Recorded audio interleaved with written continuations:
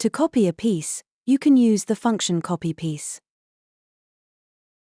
If you want to copy one piece, click on it with the left mouse button.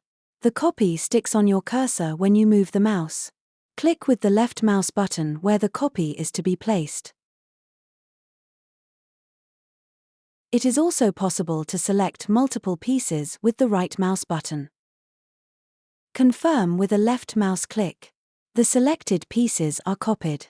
Click with the left mouse button where the duplicated pieces are to be placed. Another possibility to copy multiple pieces is by using the middle button.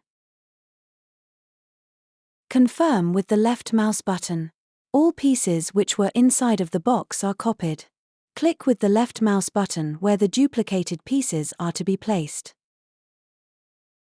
The system copies everything on the pieces a part of the piece name.